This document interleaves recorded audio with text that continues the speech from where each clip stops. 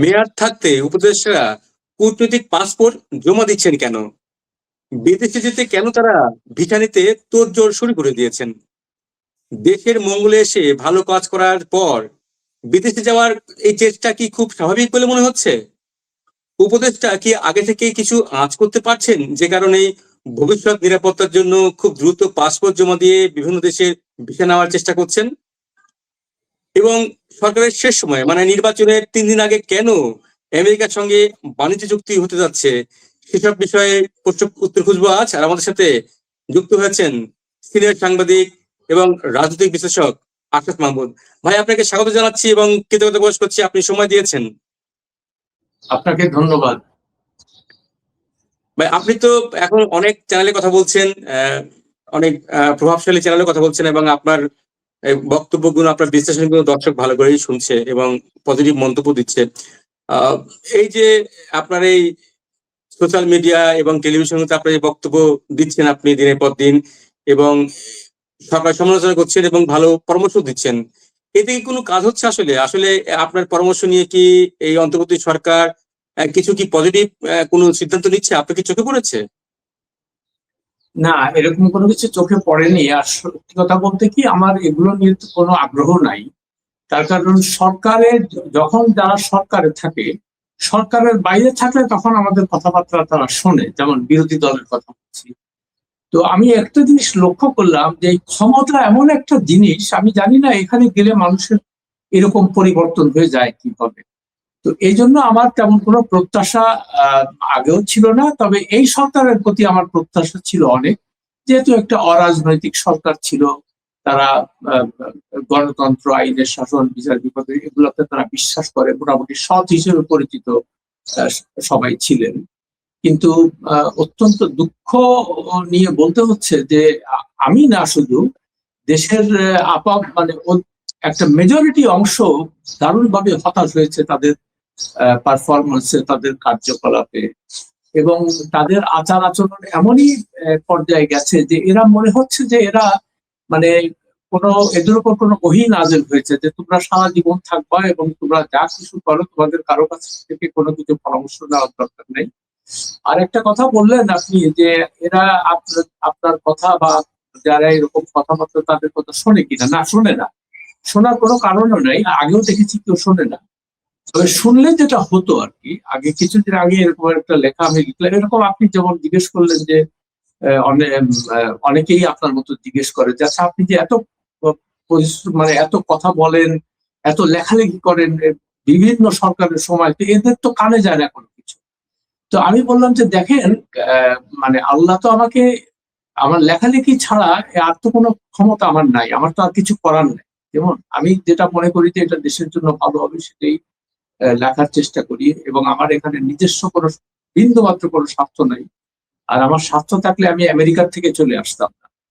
মানে টাকা পয়সার যদি ওইরকম কোনো আর্জ থাকতো বা খুব বেশি দরকার হতো, তাহলে তো আমি ওয়াশিংটনেই থাকতাম, আমি তো এখানে আসতাম না, তাই না? কিন্তু ভাই, যাই হোক, কিন্তু আপনি আপনি আমেরিকা থেকে আসছেন, কিন্তু দেখলাম যে এই অন্তর্বর্তী সরকারের সময় কিন্তু অনেকেই যুক্তরাষ্ট্র থেকে বা বিভিন্ন দেশ থেকে এসছে, তারা কিন্তু ভালো অবস্থায় পেয়েছে, ভালো অবস্থায়। আপনি খালি আপনি সুযোগটা পেলেন না, বা আপনাকে সে সুযোগটা দেওয়া হলো না, তাই কি আসলে?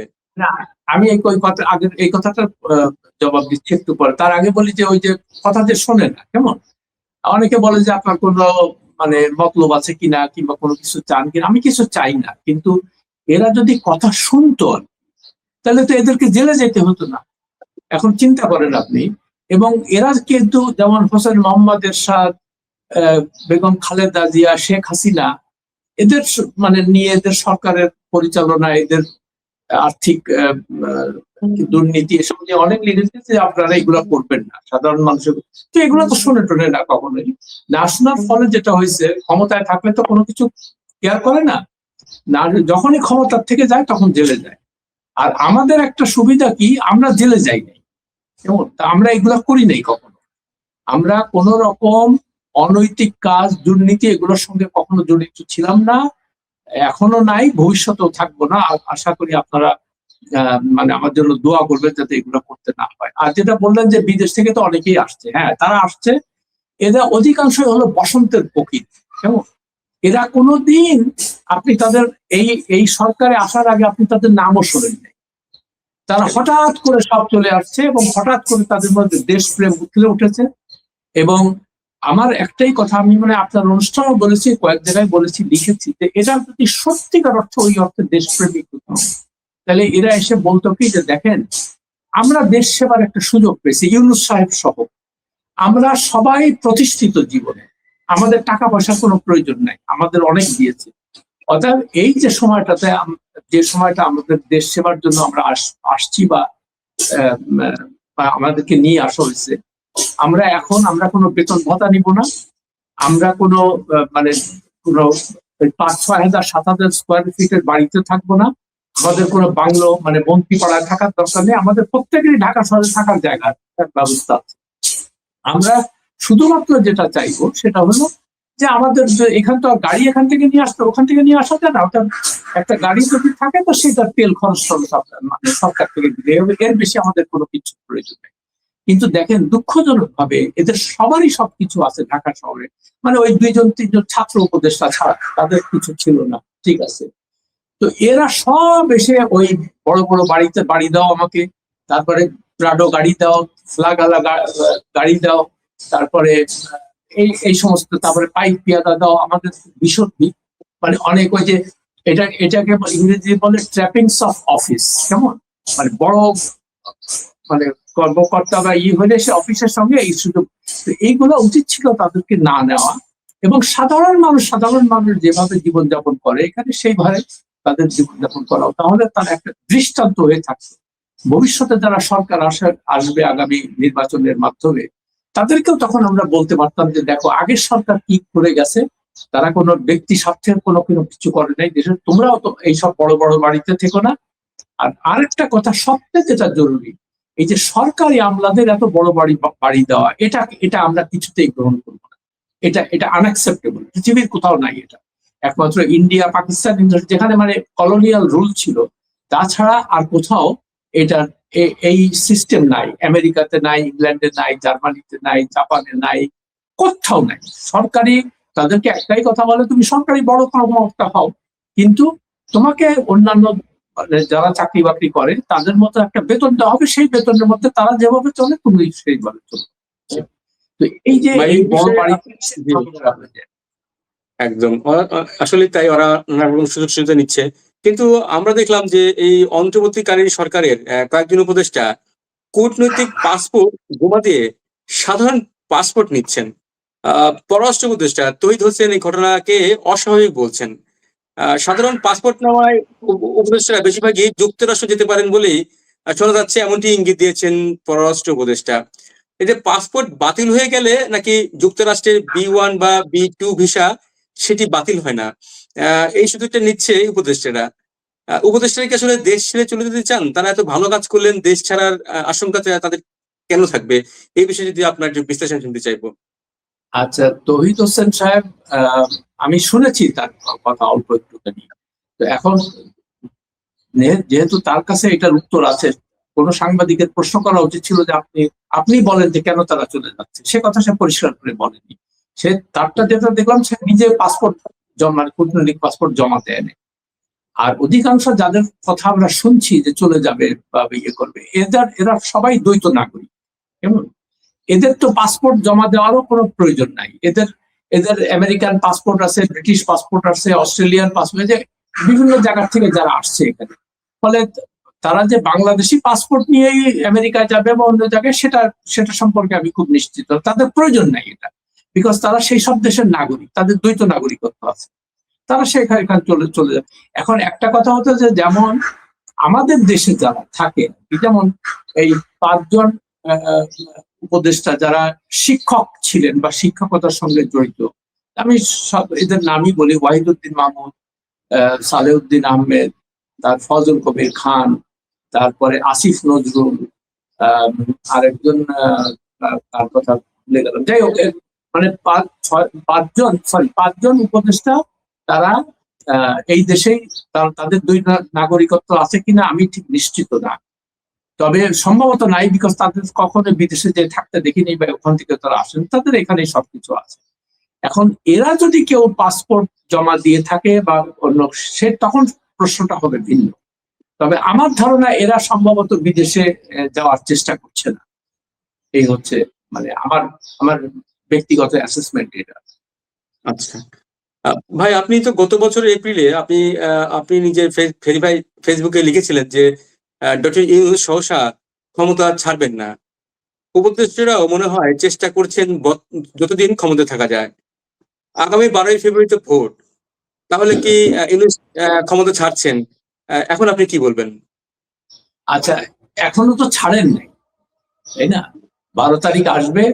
ইতিমধ্যে আপনি নিশ্চয়ই ফেসবুক বা সামাজিক যোগাযোগ মাধ্যমে একটা কথা খুব প্রচার হচ্ছে যে উনি তো এমন একটা সিস্টেম করে মানে করছেন বা করার দিকে যাচ্ছেন যেখানে আরো 6 মাস তারা থাকবে। আর কি জন্য থাকবে? ওই যে হা ভোট না ভোটের যে বিধানটা করেছে, সেখানে বলা আছে যে 270 হা ভোট জয়ী হলে 270 দিনের মধ্যে পরবর্তী সরকার যে আসে এটার বাস্তবায়ন তাদের উপর বর্তাবে। তো সেই পর্যন্ত এই সরকার থাকবে, এরকম একটা কথা মানে আমি দেখতে পাচ্ছি বিভিন্ন জায়গায়। এর মধ্যে কিছুটা যুক্তিও আছে যে তাদের কেন এটা মানে ওভারসি করতে হবে, সুপারভাইজ করতে হবে যে মানে ওইটার ইমপ্লিমেন্টেশন হলো কিনা। তো যাই হোক, যদিও প্রধান উপদেষ্টার প্রেস অফিস থেকে বলা হয়েছে যে এই ধরনের কোনো অভিপ্রায় বা ইচ্ছা এই সরকারের নাই, তারা চলে যাবে, সেটা আমরা দেখব। তবে এরা যে ক্ষমতাকে খুব ভালোবাসে বা ক্ষমতার যে সুযোগ সুবিধাগুলো তারা যে সাংঘাতিকভাবে গ্রহণ করেছে এবং বিন্দু মাত্র কোনো তাদের এটা নিয়ে বিবেক লজ্জা শরম কিছুই ছিল না। এটা ইউনূস সাহেবের নিজের 14 বার মানে 14 বার গেছে, 14 মাসে বিদেশে গেছে। হ্যাঁ, 14 মাসে 14 বার বিদেশে গেছে এবং একবার ছাড়া আর অধিকাংশই ছিল তার ব্যক্তিগত সফরে। এগুলোকে ব্যক্তিগত সফরকে তিনি দ্বিপাক্ষিক হিসেবে নিয়ে বানিয়ে সেগুলো মানে একটা বিরাট দলবল নিয়ে উনি ওই বিদেশ সফর করেছেন এবং কোটি কোটি টাকা মানে খরচা করেছে এটার পিছনে। আর সবচেয়ে মানে দুঃখের কথা যে এরকম একটা গরিব দেশের সরকার প্রধান কি করে বিদেশে যে 10 লক্ষ টাকা প্রতি রাতে হোটেল ভাড়া দেয়, এটা কোনো জাস্টিফিকেশন কেউ কোনো সাংবাদিক জিজ্ঞেস করে না। এবং আমি লিখেছি কতবার এটা নিয়ে, অনেকেই প্রশ্ন তুলেছেন, কিন্তু তাকে সেখান থেকে কোনো জবাব নেই, কোনো ইয়ে আসে না, কোনো এটা যে একটা জনগণের ট্যাক্সের টাকা, এটা আপনার ব্যক্তিগত পয়সা হলে আমাদের তো কোনো আপত্তি ছিল না। আপনি বিজনেস ক্লাসে থাকেন চড়েন বা ফার্স্ট ক্লাসে চড়েন বা 7 তারা হোটেলে থাকেন, এগুলো নিয়ে তো তখন জনগণের, যখন আপনি জনগণের গরিবের ট্যাক্সের টাকা খরচা করে এই ধরনের বিলাসিতা করছেন, তখন তো এটা খুব দৃষ্টিকটু। তখন তো আপনাদের দেশপ্রেম, তারপর দেশের প্রতি ভালোবাসা, এগুলো নিয়ে তো প্রশ্ন আসবেই। সেটাই আমরা দেখতে পেলাম।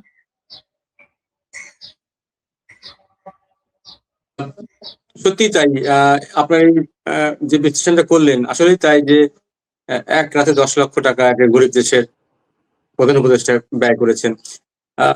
যেহেতু আপনি এখনো মানে নির্বাচনে আর মাত্র কয়েক দিন বাকি আছে, তারপরেও নির্বাচন নিয়ে এখনো সংঘের কথা বলছেন। 12ই ফেব্রুয়ারি তো সংসদ নির্বাচন, কিন্তু ঠিক 3 দিন আগে অর্থাৎ 9ই ফেব্রুয়ারি আমেরিকার সঙ্গে বাণিজ্য চুক্তি করতে যাচ্ছে অন্তর্বর্তী সরকার। আমেরিকার ওয়াশিংটন ডিসিতে এই চুক্তি স্বাক্ষরিত হবে। সরকারের শেষ সময়ে যুক্তরাষ্ট্রের সঙ্গে এই বাণিজ্য চুক্তির বিষয়ে আপনি কিভাবে দেখছেন? কেন আপনি তো অনেকদিন দীর্ঘদিন যুক্তরাষ্ট্রে সাংবাদিকতা করেছেন, বড় বড় পত্রিকাতে কাজ করেছেন, ওয়াশিংটন পোস্ট, নিউ ইয়র্ক টাইমসে কাজ করেছেন। সেই জায়গা থেকে যদি আপনি একটু এই দুদেশের এই শেষ সময়ে এসে যে অন্তর্বর্তী সরকার যে বাণিজ্য চুক্তি করছে, আপনার মূল্যায়ন কি হবে? এই আমি আমি খবরটা দেখেছি আজকে সকালে, যেটা আমার প্রথমেই মনে হলো যে আপনি যেমন বললেন যে নির্বাচনের 3 দিন আগে এই চুক্তি করার দরকারটা কি, এটা তো পরবর্তী সরকারের উপরে ছেড়ে দেওয়া যেত।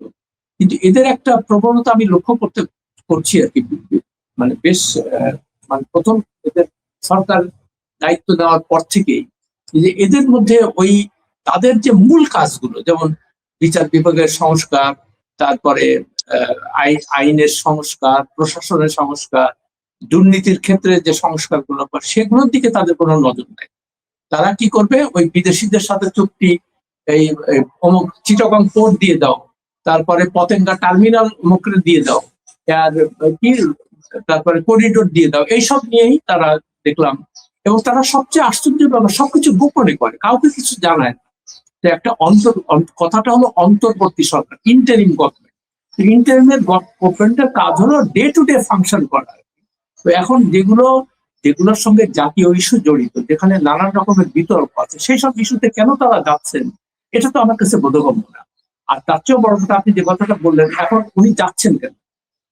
যাচ্ছেন ওই যেটা বললো যে ট্যারিফ যে চুক্তি হয়েছিল 20%, হ্যাঁ, ওই দিয়ে দেবে, সেটা নিয়ে ফাইনাল এগ্রিমেন্ট করার জন্য। ভালো কথা। তো আপনি একটু লক্ষ্য করেছেন যে এই চুক্তিতে ওখানে যাওয়ার কথা ছিল বাণিজ্য উপদেষ্টা শেখ বশির, এবং পরে দেখলাম তিনি না, যে তিনি জাপানে যাচ্ছেন কোন একটা কাজে বাণিজ্য সচিবকে নিয়ে আরেকটা চুক্তির দ্বিপাক্ষিক চুক্তির ব্যাপারে।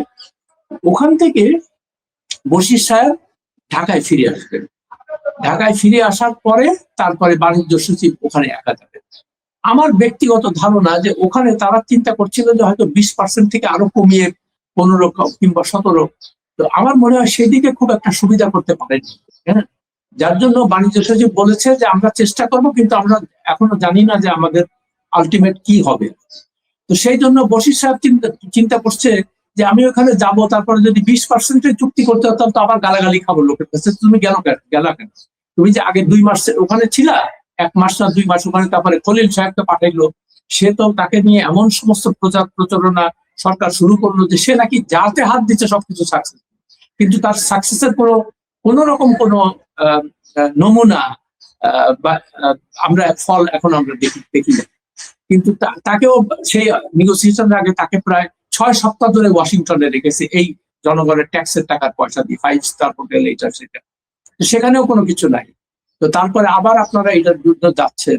তো হয়তো ওই যে ওটা তো একটা চুক্তির খসড়া ছিল সম্ভবত, পরে ফাইনাল কোনো এগ্রিমেন্ট করতে। বাট আপনার প্রশ্নটাই খুব যৌক্তিক প্রশ্ন, যে 3 দিন মানে নির্বাচনের 3 দিন আগে এটা নিয়ে তাদের তো এগুলো নিয়ে এখন মাথা ঘামানোর সময় নেই, সময় থাকারও কথা না।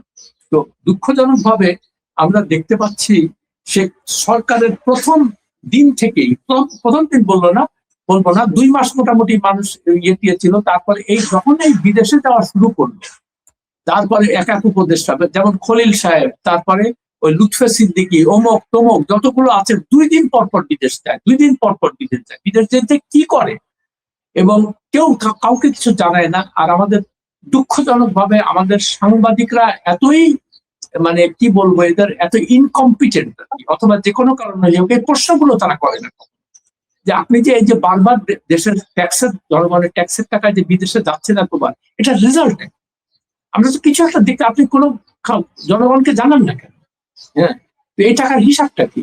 এখন যেটা উচিত হবে, এই সরকার যদি যায়, আমি এখনো নিশ্চিত না, নির্বাচনের পরে যদি চলে যায়, হ্যাঁ, তখন পরবর্তী সরকারের কাজ হবে এদের উপরে একটা শ্বেতপত্র প্রকাশ করা, যে কি করেছে, কতশো কোটি টাকা এরা খরচা করেছে এই সমস্ত, মানে ঘোরাফেরা, খাওয়া দাওয়া, আর এই তথাকথিত সংস্কারের নামে। আপনারা জানেন 8 মাস 9 মাস ধরে তারা খালি ফরেন সার্ভিস একাডেমিতে মিটিং করলো বিভিন্ন লোকজনকে নিয়ে, আর এই ইন্টারকন্টিনেন্টাল হোটেল থেকে খালি খাওয়া যায়, মানে খানা পিনা, চা কফি করো, রেজাল্ট শূন্য। তো এখন তারপরে আলী রিয়াজকে নিয়ে আসছেন, তিনি ছিলেন এই ঐক্যমত্য কমিশনের ডেপুটি। তো সেও একটা ইয়ে করলো, সেটা একটা পুরো ব্যর্থ, কেউ এটা মানলো না, পরে এটা নিয়ে না, তারপরে সে ফেরত চলে গেল। ইউনূস সাহেব চিন্তা করলো যে আচ্ছা ঠিক আছে, ও তো আমার সাথেই কাজ করতো, আচ্ছা ইলিয়াস তুমি আবার চলে আসো, তোমাকে এবার আমি মন্ত্রীর পদমর্যাদা আবার বিশেষ সহকারী বানাই, আবার তোমার পিছনে আমরা 5 লাখ টাকা 6 লাখ টাকা খরচা করবো। মানে মোহাম্মদ শাহ তুগলকের রাজত্ব। কোন আলী রিয়াজের কাজটা কি এখন? সে এখন কি কাজ নিছে, যে হ্যাঁ ভোট আপনারা কেন দেবেন সেটা প্রচার, তো সেটা প্রকাশের জন্য একটা লোককে বিদেশ থেকে মানে উড়ায় আনতে হবে কেন? আপনারা তো নিজের গভর্নমেন্ট মেশিনারি তো এই কাজটা করছেন। একটা লোককে এত পয়সা দিয়ে, তার কোনো কাজ নাই, দৃশ্য কোনো সাফল্য নাই, সেই লোকটাকে আপনারা নিয়ে আসছেন, এটার কোনো জবাবদিহিতা নেই। তো এই জন্য একটা জিনিস, আরেকটা কথা বলে আমি মনে হয় আমরা শেষ করে দিব, সেটা হলো এই, কয়েকদিন আগে একটা খুব চমৎকার একটা জিনিস পড়লাম, ইংরেজিতে লিখেছে যে power without accountability is equal to corruption. আর বাংলা করলে যেটা দাঁড়ায় যে দায়বদ্ধহীনতা বা জবাবদিহিহীনতা, ক্ষমতা হলো মূল কথা, মূল সারমর্ম হলো দুর্নীতি। তো এখন দেখেন যেখানেই দায়বদ্ধতা নাই, জবাবদিহিতা নাই, সেখানেই দুর্নীতি হয়। সেটাই হচ্ছে, আগেও হয়েছে, এখনো হচ্ছে। ভবিষ্যতে আমরা তো খালি আমরা দেশের যারা সত্যিকার অর্থে ভালো চাই, ম্যাক্সিমাম লোকের দেশ ভালোভাবে চলুক, এটাই চাই। আমাদের তো কোনো চাওয়া পাওয়া নাই।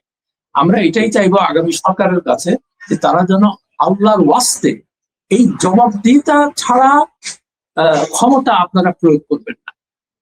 আপনারা চেষ্টা করবেন যে কোনো কাজই করেন, তার কারণ আপনারা হলেন কাস্টোডিয়ান। জনগণ আপনাদেরকে একটা বন্ধক দেয় আপনাদের কাছে, যে এই জিনিস তোমরা চালাবে এই ব্যাপারে। তো অনুগ্রহ করে আপনারা জনগণকে জানাবেন কি করছেন না করছেন, আর এই ব্যয় সংকোচন করেন। আর এত বিলাসিতা করার দরকার নাই। আর বাংলাদেশ চালানোর জন্য সত্যিকার অর্থে পিএইচডি ডিগ্রি ধারা লোক দরকার নাই, সুটটাই করার লোক দরকার নাই, আর ওই ইংরেজিতে কথা বলতে পারে এরকম লোক দরকার নেই। এখানে এই দেশটা সত্যিকার অর্থে চালানোর জন্য দরকার হলো মিডিওক্রিটি, মানে মধ্যম গোছের মেধা প্লাস মানে ফিয়ার্স প্যাট্রিয়টিক বলে, মানে একদম নিখাত দেশপ্রেম। এই দুটোর কম্বিনেশন হইলে দেশটা খুব ভালো চলবে। আর তারা আল্লাহর ওয়াস্তে আপনারা ঘন ঘন বিদেশ যেন না। বিদেশিরা আমাদের কেউ বন্ধু না, এটা মানতে হবে। বিদেশিরা যারা এখানে আসে তারা নিজের স্বার্থেই আসে, আমাদেরকে গরিবের কোনো বন্ধু হয় না। আর যখনই এখানে আসবেন আসবে তারা, আমি দীর্ঘদিন বিদেশে ছিলাম, তাদের সাথে কাজকর্ম করছি, আমি জানি। এবং তারা যখনই এখানে আসবে একটাই উদ্দেশ্য, যে এখান থেকে কি নিয়ে যাবে। এরা সবাই হলো ওই ইস্ট ইন্ডিয়া কোম্পানির বংশধর। ইস্ট ইন্ডিয়া কোম্পানি আমাদেরকে ভালোবেসে এখানে আসেনি, কেমন? এটাই হলো নিয়ম। দারুণ বলেছেন ভাই, আপনার এই প্রত্যেকটা কথাই অত্যন্ত ক্ষুরধার এবং এটার মধ্যে দিয়ে অনেক কিছু পরিষ্কার হয়, কিন্তু সরকার বাহাদুর বা দেশের মানুষ সেটি বুঝতে পারলেই মঙ্গল। এবং আপনাকে অসংখ্য ধন্যবাদ এই দারুণ বিশ্লেষণের জন্য। প্রিয় দর্শক, শুনলেন সিনিয়র সাংবাদিক আশরাত মাহমুদের বিশ্লেষণ। এই বিষয়ে আপনি আপনার মন্তব্য জানাতে পারেন, লিখুন কমেন্ট বক্সে। আর ভিডিওটি শেয়ার করুন, লাইক দিন, সম্ভব হলে আমাদের চ্যানেলটি সাবস্ক্রাইব করুন। আর এতক্ষণ আমাদের সঙ্গে থাকার জন্য ধন্যবাদ।